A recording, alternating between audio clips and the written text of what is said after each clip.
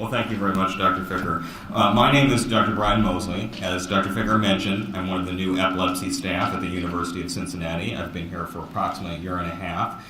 And today I have the pleasure of speaking to you not only about seizures, but about other medical complications and what we would call comorbidities that often go along with this disease, either because of the disease itself or the treatments that we utilize to try to treat epilepsy. When it comes to actual epilepsy, it's defined as something that's an enduring predisposition of the brain to unprovoked seizures. Now, in the past, for somebody to be diagnosed with epilepsy, we used to say that they had to have at least 2 unprovoked, meaning not in the situation of, say, withdrawing from alcohol, etc., seizures separated by at least a day. Nowadays, though, with the testing that we have available, things like MRIs and EEGs that many of you in this room may have had, we can actually make a diagnosis of epilepsy if a person has had a single unprovoked seizure, but they have some sort of abnormality either on their EEG or their MRI that suggests what is called an enduring predisposition of the brain to seizures, meaning a very high risk of having a seizure, say in the next 5 years, if they were not started on an anti-seizure drug. It's something that we unfortunately see very, very commonly. About 2.2 million people in the United States actually suffer from epilepsy. It's estimated that 1 in 26 people will actually be diagnosed with epilepsy at some point in their lifetime.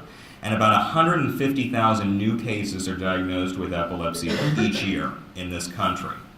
Now, the good news is that the majority of people with epilepsy, approximately 70%, will be able to achieve complete seizure freedom with anti-seizure drugs, typically with either the first or the second appropriately chosen anti-seizure drug. Unfortunately, though, that leaves about a third that have medically intractable epilepsy, that despite the number of anti-epileptic drugs that you try, they unfortunately cannot achieve seizure freedom, no fault of their own, with medications alone. And fortunately for those individuals, we have a lot of additional therapies that we can offer at a comprehensive epilepsy center like the one that we have at UC. However, even when people have seizures that are controlled with medications, epilepsy is more than just seizures. And in everybody, whether their seizures are controlled or not, there are a lot of other things that can go along with epilepsy that can lower quality of life. For instance, people who have epilepsy, who have epileptic seizures, are much more likely to have other neurologic conditions that we'll spend a little bit of time talking about. As Dr. Scheer mentioned, as we'll spend a little time reviewing again, they're more likely to have memory problems. They're more likely to have problems with sleep. The medications that we utilize, although often very effective at controlling seizures, are certainly not without side effects. And unfortunately, people who have seizures, particularly when they're uncontrolled, are at much greater risk of having injuries secondary to their seizures and even things like death. And those types of things that go along with seizures have the potential to not only reduce quality of life as much as uncontrolled seizures, but sometimes even greater than seizures. Now, when it comes to epilepsy and other neurologic conditions that people may have alongside, it's actually much more likely for people who have epilepsy to have migraines than people who don't. You can see that in people who have epilepsy, the prevalence, the percentage of patients who also have migraines can be as high in some studies as 15%. And that's higher than the less than 12% that's reported in people who don't have epileptic seizures. Now, sometimes people who have seizures, particularly violent seizures like grand mal seizures, may have headache afterwards, what we would call post-seizure headache. It's controversial whether migraines themselves, if you have them, can actually trigger epileptic seizures. The technical term for that is something called migralepsy, but not everybody out there believes in that phenomenon. It's very important, though, when you visit with your neurologist who's treating your seizures, to mention whether you have comorbid headaches, if you have headaches and migraines. Because some of the seizure drugs that we utilize also have properties that affect migraines and can be used to try to prevent them. Medicines like Topamax, or Depakote, or Neurontin, or Lyrica. And so if you have both epilepsy and migraines, you may be able to be on a single medicine which helps to cover for both rather than being on two different medicines, which may have more side effects, particularly when they're used in combination. Now, in addition, as Dr. Scheer spent a lot of time expertly discussing, people with epilepsy can have a lot of memory problems, no fault of their own. Now, this may be irrespective, though, of seizure control. And even if your seizures are under perfect control with medications or surgery, whatever other intervention has been done to get control of them, people with epilepsy can still notice a lot of problems with memory. Now, some of this may relate to underlying causes of epilepsy, particularly when epilepsy develops in childhood and in very young childhood, like neonatal period, for instance. There may be underlying neurologic conditions or metabolic conditions that have put them at risk not only for seizures, but for memory problems starting on at a very early age that prevent them, unfortunately, from developing normally. However, there are fortunately other neurologic conditions that can occur during childhood, things like juvenile myoclonic epilepsy or something called benign epilepsy with centrotemporal spikes, that fortunately, although associated with seizures, are often not associated with underlying memory problems later on. As Dr. Scheer mentioned, in people who have seizures coming from just one spot in their brain, that can actually affect memory differently because different parts of the brain are involved with different types of memory. In people who have temporal lobe epilepsy, for instance, which is the lobe on the side of the brain, they can have specific memory problems based on which particular side, which particular temporal lobe their seizures are coming from. For instance, people who have seizures coming from the left temporal lobe, which by and large is the dominant side, especially if you're right-handed, they can have problems with what is called verbal memory. On the flip side, if people have seizures coming from the right temporal lobe, which is usually the non-dominant side, instead of having problems with what we call verbal memory, they can have some other problems with non-verbal, or what Dr. Scheer mentioned is spatial memory. But if people have seizures coming from the frontal lobes, they can have other types of memory disturbances. And the memory testing that Dr. Scheer talked about, called neuropsychometric testing, can be very helpful at bringing out some of these subtle abnormalities and even helping us to determine where your seizures might be coming from. Certainly, the age at which people develop seizures can also have a large impact on memory and memory decline over the years. Where people who have younger or childhood onset, particularly if that's less than 5 years old, and then they continue to have seizures going on not only into their teenage years but adulthood, may be more at risk of memory decline, especially if their seizures are uncontrolled over time, than somebody who has their first seizure at the age of 55. But that being said, it's not a one-to-one correlation. It's not all cases, because if seizures do occur early in life, the young brain, at least as the technical term would be plastic, meaning that it can try to adapt to changes, and so you may not necessarily see those problems. Now, certainly having recurrent seizures despite medicines, and particularly if those are frequent, and particularly if they involve you blacking out, or particularly if they're grand mal seizures, can put people at greater risk for memory problems later on. And certainly, especially in the case of people who have partial onset seizures arising from the temporal lobe, appear to be at more risk of memory decline if they have a longer duration and a higher frequency of uncontrolled seizures. You can even see sometimes when we do MRIs in these people, see shrinkage, or the technical term is atrophy, of a particular part of the temporal lobe called the hippocampus, which is involved in helping to lay down new memories. In addition, those who not only have high seizure frequency, but those that have long or prolonged seizures or repetitive seizures or extremely long seizures, something that we would call status epilepticus, which can be a life-threatening condition where people have seizures that don't end after 5 to 10 minutes and usually have to seek medical assistance and get medicines oftentimes through an IV, or at least given with a shot to help those seizures stop, can actually be at much higher risk for permanent memory problems arising because of those prolonged seizures. Now, although anti-epileptic drugs or anti-seizure drugs are the cornerstone of treatment for epilepsy, and oftentimes can be very effective, as I said, in the majority of people of completely controlling their seizures, they're certainly not without risk of side effects. The reason that's the case is because of how these medicines work. The way that these medicines work to try to stop you from having seizures is that they do what is called decreased neuronal excitability, or increase the inhibition of neurons. You can basically think of a seizure being generated and forming because your neurons are too excitable for whatever reason, and so they help to dampen that down. But the problem is there's no anti-seizure drug that's out there that works just on those specific neurons that are ones that are causing your seizures to occur. They do it indiscriminately, and they affect other normal neurons where the seizures aren't arising. And that's what can cause some of the memory problems that can arise just from using anti-seizure drugs. Now, in order to try to reduce the chances of that arising, if your doctor can either get you down to one drug that completely makes you seizure-free, or at least fewer drugs, all the better. Because the more and more drugs that you're on, particularly at the same time, the greater risk you are to have side effects, including side effects with memory. In addition to that, particularly if they could get you down to one medicine, using the lowest dose that's possible to control your seizures is certainly also going to help with minimizing side effects, and that includes potential side effects to memory. For some of the particularly older drugs like Dilantin, we have blood tests that are available that help us to see the amount of drug that's in your system. And that for older drugs like Dilantin can be particularly helpful at making sure that we get the drug within a certain level that will help to fight your seizures without being so high that you're at much greater risk of side effects like memory problems. In addition, when many of you have been started on a new seizure drug, you'll see that we have to slowly build that drug up in your system. And so rather than escalating it very fast, by doing it more slowly, we can oftentimes help to reduce the risk of developing side effects, particularly those to memory.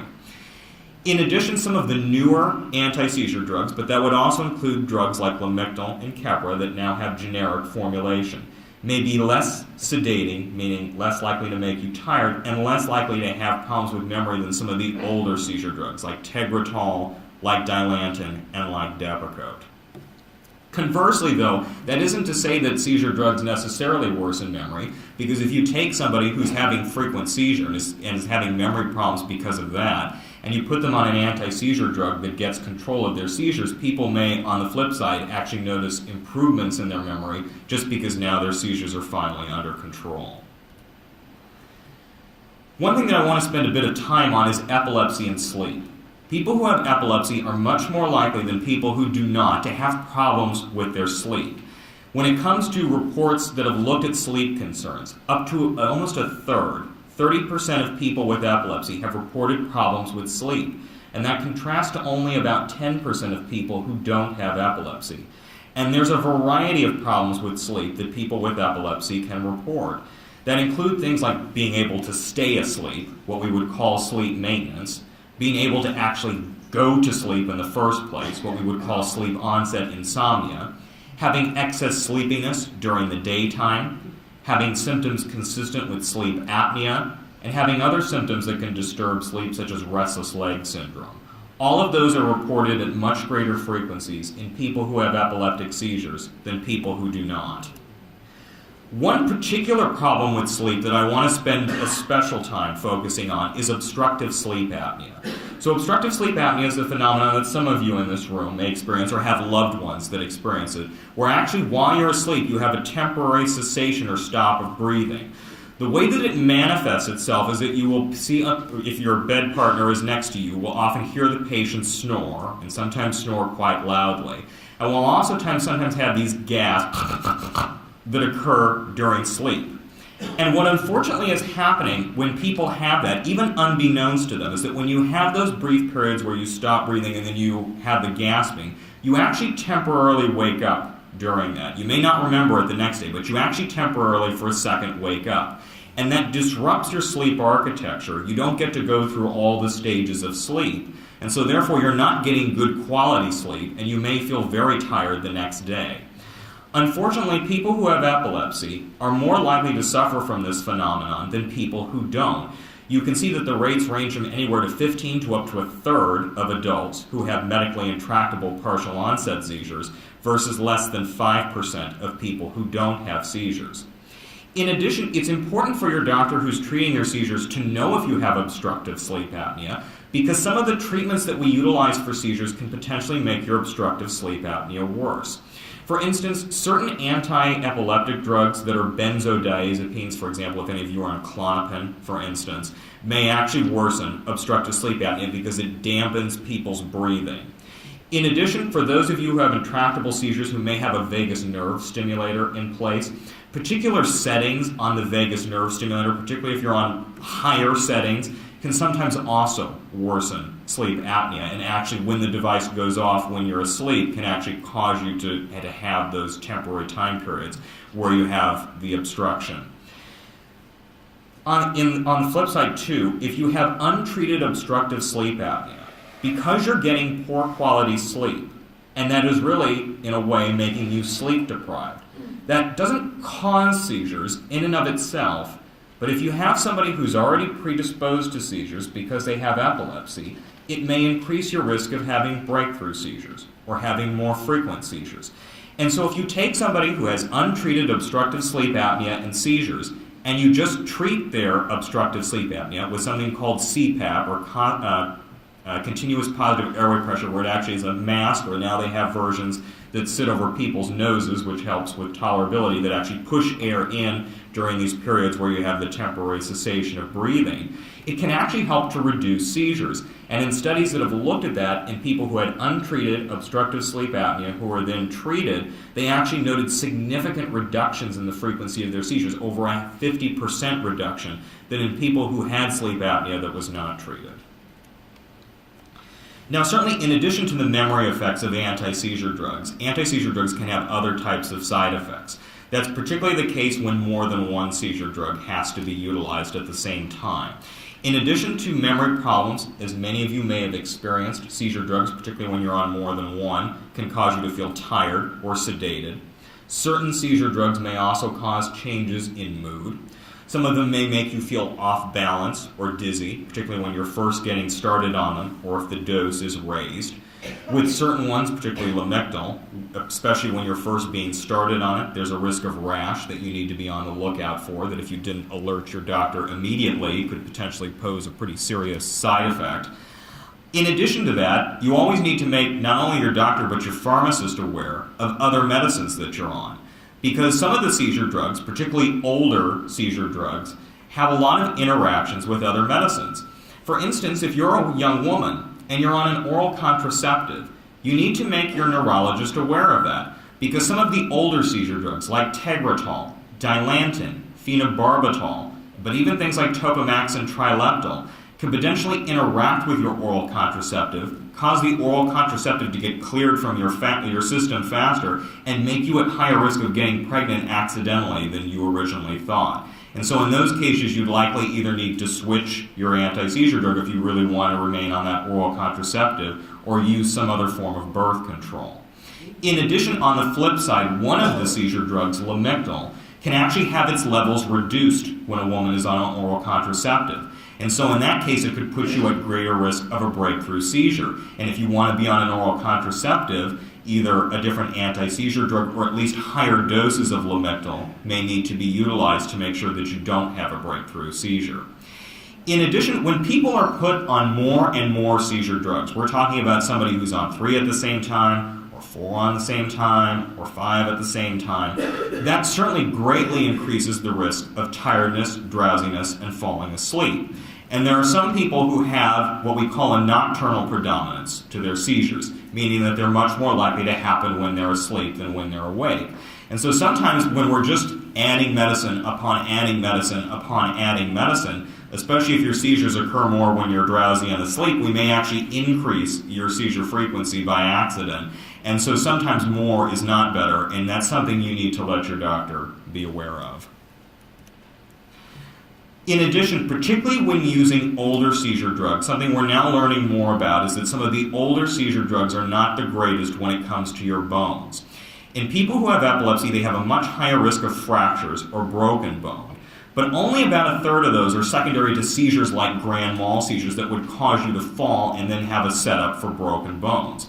So why is it that then people with epilepsy are at greater risk of broken bones if only a third of them are related to seizures? Well, some of it may relate to the fact that older seizure drugs can lead to thinning of your bones or even potentially osteoporosis over time. The drugs that are known to have the greatest risk for this would be things like Tegretol, Dilantin, phenobarbital, Primidone, and Depakote. The reason why is they may speed up some of the enzymes that actually lead to breakdown of your bones, or some of them may alter the breakdown of vitamin D, which is a vitamin which is absolutely necessary for calcium and for forming bones. But there may be other reasons why people who are on these medicines are at higher risk of broken bones.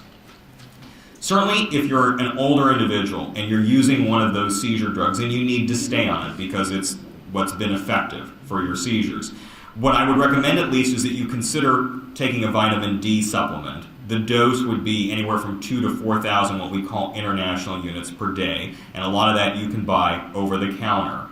In addition, your doctor may consider checking a vitamin D level up to every 5 years to see if a little bit higher replacement therapy than that is necessary. Now, it's more controversial whether, if you're on these particular seizure drugs associated with osteoporosis, whether or not you should undergo formal screening with bone mineral density.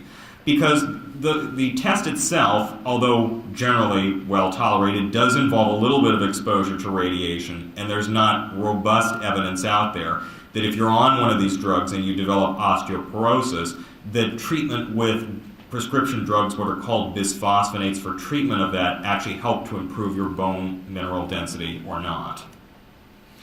In addition, if you're a woman of childbearing potential, in addition to being aware of interactions between seizure drugs and the oral contraceptives, you should be aware of how those drugs may affect a fetus if you were to become pregnant.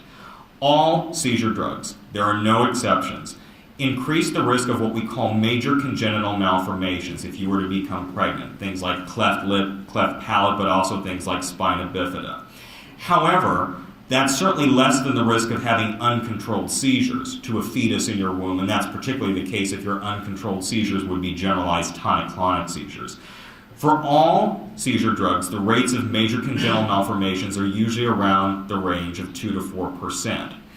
If you're on an anti-seizure drug and you're a woman of childbearing potential, for any reason, doesn't matter whether you're taking that medicine for epilepsy or whether you're taking it for something like migraines, you should be on extra folic acid every day to help try to reduce the risk of major congenital malformations.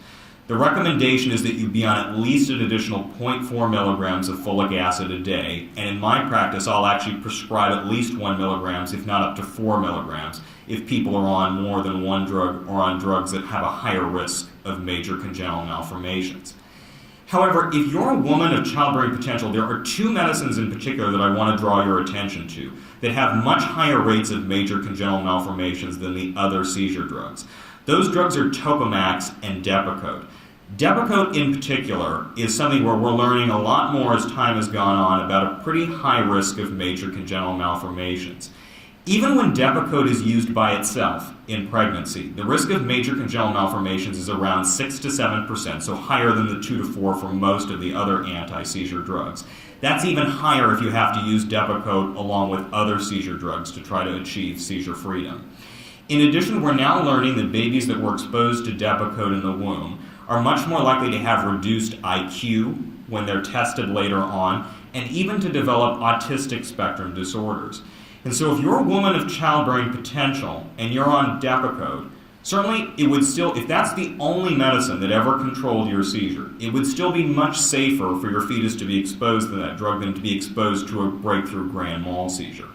But if you're on that medicine for whatever reason, particularly if you haven't tried other seizure drugs and you're seriously considering becoming pregnant and starting a family, you may wish to talk with your doctor about whether you should be on that medicine, whether there might be another medicine out there that could control your seizures just as effectively that would be associated with less of a risk of problems later on to a fetus. In addition, this has already been touched upon, but it's such an important issue that I think we need to spend a little bit more time talking about it. People who have epilepsy are much more likely, no fault of their own, than the general population to have underlying psychiatric disorders. People who have epilepsy are much more likely than the general population to suffer from depression, to suffer from anxiety, to suffer from psychosis, and to suffer from attention deficit disorder than the general population. And the most scary thing is that people who have epilepsy are unfortunately 2 times more likely to have the risk of suicide than people who don't. This isn't just about life circumstances. This isn't just my seizures are uncontrolled, I can't drive, I can't work, and therefore I'm depressed because of that. In studies that have looked at this, not only do people who have epilepsy have 7 times potentially the history of depression than people who don't, but they're more likely to develop that depression even before they've ever had their first epileptic seizure. So there's something about the underlying brain condition itself, not just life circumstances, that put people at greater risk for these medical conditions and for their unfortunate side effects, of which the worst one would be suicide. The good news is that most of the treatments that we have that are available and proven to work for these psychiatric disorders are not going to interact with your anti-seizure drugs or worsen your epilepsy. For instance, in the case of depression, one of the most common class of medicines that's prescribed to help with depression are SSRIs. That stands for selective serotonin reuptake inhibitors. And by and large, those medications are not only safe to use in epilepsy in the sense that they won't worsen your seizures, but that many of them won't have meaningful interactions with your seizure drugs, particularly if you're on newer seizure drugs. I've listed the exceptions there, but most of those drugs that are listed up there are not the most commonly prescribed antidepressants that are out there. In addition, if you have psychosis and you need to be on an antipsychotic, or what we call a neuroleptic, the good news is that by and large, most of them are safe for use. Now, if you're on some of the older anti-seizure drugs that are what we call enzyme-inducing, medicines like Tegretol, Dilantin, and Trileptal, and phenobarbital, you may actually need to be on slightly higher doses of those antipsychotics. In addition, the two antipsychotics that may the risk of breakthrough seizures are clozaril or clozapine and chlorpromazine, but those are not used very commonly. In addition, for people who have very treatment-resistant depression, severe depression, sometimes they will actually do electroconvulsive therapy, what we used to call shock therapy, where it's actually inducing seizures temporarily. That can actually safely be done in people who have epilepsy if it's absolutely needed for very severe treatment-resistant depression. Now, certainly when it comes to one of the worst things that could go along with epilepsy would be increased risk of death. And unfortunately, people who have epilepsy are at greater risk of dying than people who don't. That risk can be at least 1.6, if not up to 3-fold higher. Now, certainly, some of the reasons for premature death could include things like accidents, people driving, for instance, and having a breakthrough seizure that involves impairment of their ability to operate a motor vehicle and then results in an accident. In addition, because of that much higher rate of comorbid psychiatric disturbances, people with epilepsy are unfortunately not only more likely to commit suicide, but to complete suicide than people who don't have epileptic seizures. However, the most important direct epilepsy-related cause of death is a phenomenon called sudden unexpected death in epilepsy, or SUDEP for short. It's a phenomenon where even in 2015 we don't know why this occurs, why people who have epileptic seizures are at much greater risk of dying suddenly and unexpectedly versus people who don't. Oftentimes this occurs in the setting of a witness seizure, and not a seizure where you have an accident or you drown in a bathtub, or a seizure that goes for prolonged periods of time. It would be a seizure that lasts the normal amount of time, but for whatever reason people stop breathing, their heart stops, and they don't come back afterwards. Although we don't understand the exact reason why people have this phenomenon, we know that the people who are at greater risk are those who have uncontrolled seizures. And that's particularly the case when their uncontrolled seizures are convulsive or grand mal seizures. And so anything that we can do to get better control of seizures helps to reduce the risk of this dreaded phenomenon. In addition to that, in addition to your doctors working with you, it's very important that when they prescribe a new treatment, that you try to be as compliant with it as possible, and that if you have reasons why you would not want to be on that from side effects, that rather than stop taking the medicine, that you get in immediate contact with your doctor so that dose adjustments can be made or alternative treatment options can be prescribed to try and make sure that you're able to maintain a level of seizure control so that it puts you at less risk for some of these dreaded phenomenons.